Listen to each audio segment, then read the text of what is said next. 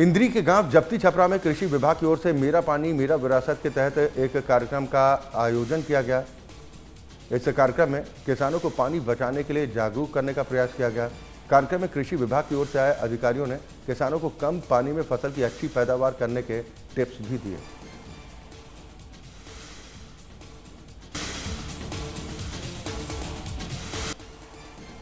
हिमाचल की मंडी लोकसभा सीट से बीजेपी उम्मीदवार और अभिनेत्री कंगना रनौत के सामने प्रदेश के लोक निर्माण मंत्री विक्रमादित्य सिंह कांग्रेस के टिकट पर चुनाव लड़ने को तैयार नजर आ रहे हैं। कांग्रेस पार्टी कंगना के सामने युवा चेहरे पर दांव खेल सकती है। दिल्ली में हाईकमान के साथ हुई बैठक से लौटने के बाद पीडब्ल्यूडी मंत्री विक्रमादित्य सिंह ने कहा कि वो पार्टी के कर्मठ सिपाही हैं। वो हर चैलेंज को फ्रंट फुट पर आकर खेलने में विश्वास रखते हैं। मंडी सीट से चुनाव लड़ने को लेकर कहा कि पार्टी का जो भी आदेश होगा उसे पूरा किया जाएगा।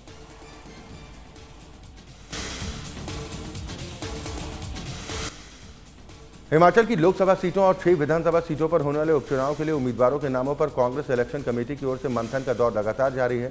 कांग्रेस प्रदेश अध्यक्ष प्रतिभा सिंह ने संकेत दिए हैं कि मंडी लोकसभा सीट से विक्रमादित्य सिंह चुनाव लड़ सकते हैं। उन्होंने कहा कि कंगना रनौत भी युवा हैं और विक्रमादित्य सिंह भी। ऐसे में सभी का सुझाव था कि बराबरी में कॉम्पिटिशन हो। विक्रमादित्य सिंह भी यूथ आइकॉन है। उन्होंने कहा कि आगामी 3-4 दिनों में केंद्रीय चुनाव समिति की मीटिंग होने वाली है, जिसमें टिकट फाइनल हो जाएगी।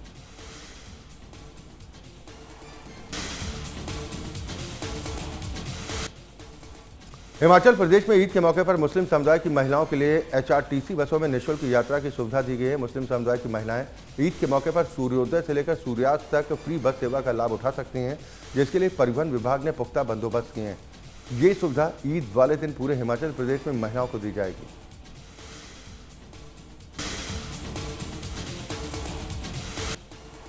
हिमाचल प्रदेश के बिलासपुर में पर्यटन को बढ़ावा देने की तैयारियां पूरे जोर शोर के साथ चल रही हैं और इसी के चलते डीसी आबिद हुसैन सादिक ने बताया कि बिलासपुर के लुहनू मैदान के साथ लगती गोविंद सागर झील को एडवेंचर टूरिज्म के क्षेत्र में आगे बढ़ाने की कोशिश की जा रही है, जिसके बाद आने वाले समय में गोविंद सागर झील, cruise, high speed motor boat, shikara, balloon drive में पर्यटकों की संख्या बढ़ेगी और इसके लिए प्रशासन बहुत जल्द टेंडर प्रक्रिया जारी करेगा।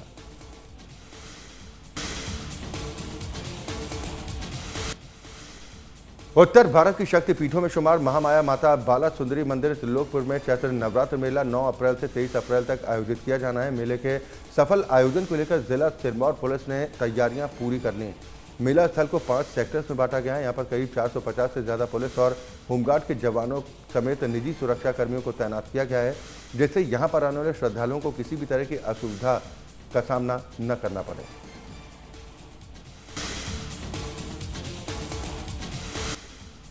विधानसभा की कार्यवाही के दौरान सोमवार को बीजेपी विधायकों ने जमकर हंगामा किया।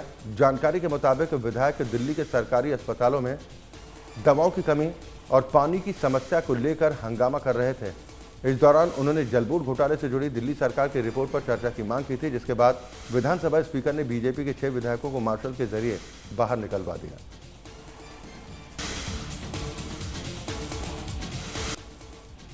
सुल्तानपुर से बीजेपी नेता वरुण गांधी का टिकट कटने पर पूर्व केंद्रीय मंत्री मेनका गांधी ने प्रतिक्रिया दी है। मेनका गांधी ने कहा कि टिकट देना या न देना पार्टी का फैसला है, लेकिन वरुण बहुत अच्छे सांसद थे और आगे भी वो देश के लिए अच्छा ही करेंगे। इसके साथ ही वरुण के अलग से चुनाव लड़ने की अटकलों पर बयान देते हुए उन्होंने कहा कि हम इस तरह के लोग नहीं।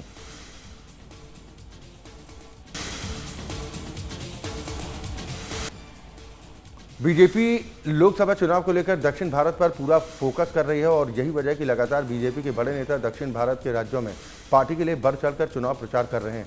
इसी कड़ी में देश के रक्षा मंत्री राजनाथ सिंह ने तमिलनाडु में एक रोड शो किया।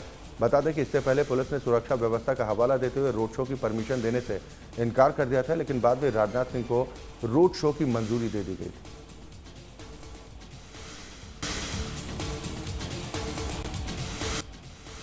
लोकसभा चुनाव से पहले भारतीय जनता पार्टी लगातार अपना कुनबा बढ़ाने में जुटी हुई है और इसी के चलते उत्तर प्रदेश के लखनऊ में आज कई अन्य दलों के नेताओं ने बीजेपी की सदस्यता ली।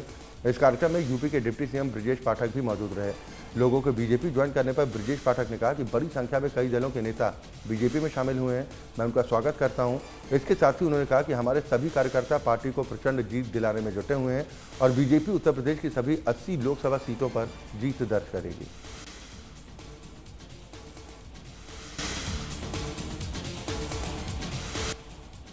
बीजेपी नेता मनोज तिवारी ने विपक्ष पर वार करते हुए कहा कि विपक्ष से देश परेशान है, क्योंकि जिन लोगों ने कई सालों तक देश को चलाया उनकी लूट की कमाई, उनके भ्रष्टाचार का तंत्र जनता के सामने खुलकर आ चुका है। इसके साथ ही उन्होंने कहा कि आज देश में हर जगह मोदी की गारंटी की चर्चा है। देश की जनता ने मोदी जी की गारंटी पर विश्वास किया है।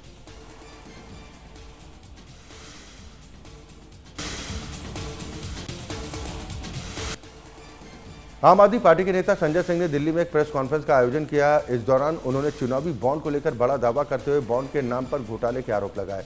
इसके साथ ही संजय सिंह ने दिल्ली के मुख्यमंत्री अरविंद केजरीवाल की शराब नीति मामले में गिरफ्तारी को गलत बताते हुए सवाल उठाए। संजय सिंह ने कहा कि राजनीतिक द्वेष के चलते केजरीवाल को गिरफ्तार किया गया है और ये गिरफ्तारी एक साजिश है।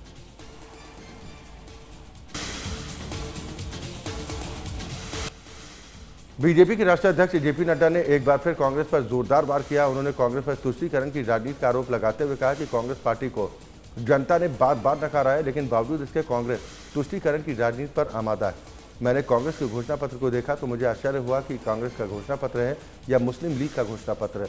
जिस मुस्लिम लीग ने 1929 में धर्म के आधार पर आरक्षण की बात कही थी, आज उसी बात को कांग्रेस पार्टी दोहरा रही है।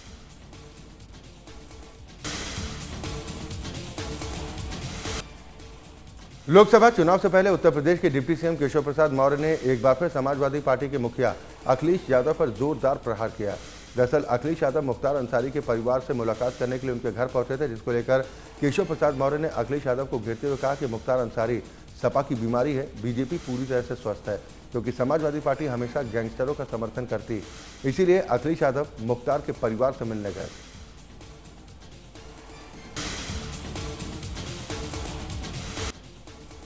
दिल्ली में कई जगह मोहल्ला क्लिनिक में दवाओं की किल्लत की खबर सामने आई थी, जिसको लेकर दिल्ली सरकार के कैबिनेट मंत्री सौरभ भारद्वाज ने बयान दिया। उनका कहना है कि कई दिनों से खबरें आ रही हैं कि मोहल्ला क्लिनिक और अस्पतालों में दवाइयों की कमी है। मैंने स्वास्थ्य सचिव और मुख्य सचिव नरेश कुमार को लिखित निर्देश दिया है और वो बार बार कह रहे हैं कि दवाइयों की कोई कमी नहीं। हम इस मामले में जमीनी स्थिति की जाँच करेंगे।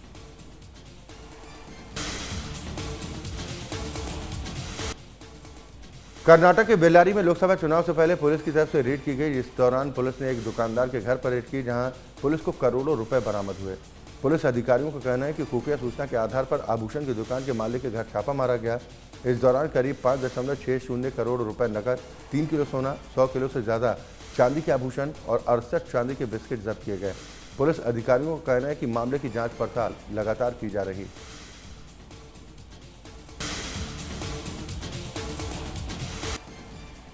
जम्मू कश्मीर के रामबन में भारी भूस्खलन हुआ है, जिसकी वजह से जम्मू श्रीनगर राष्ट्रीय राजमार्ग अवरुद्ध हुआ।